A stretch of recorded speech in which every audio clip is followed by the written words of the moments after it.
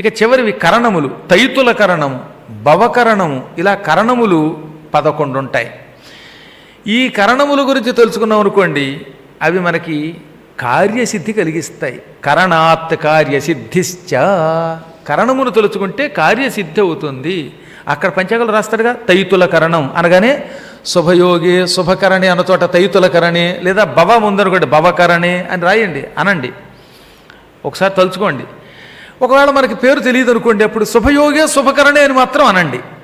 అప్పుడు ఏమవుతుందన్నమాట, ఈ కరణములు కూడా సంతోషించి అమ్మయ్య వీడెవడో కొంచెం మంచాడు, మనల్ని తలుచుకున్నాడు, వీడి పనులలో విజయం కలిగిద్దాం, వీడు వెళ్ళే పనిలో ఆటంకం తొలగించి ఆ కార్యసిద్ధి అయ్యేలా చేద్దాం అనుకుంటే కార్యసిద్ధి అవుతుందన్నమాట. అందుకని ఏమన్నారు, కరణాత్ కార్యసిద్ధిశ్చ పంచాంగస్య ఫలంత్విదం. ఇది పంచాంగ ఫలితం అంటే.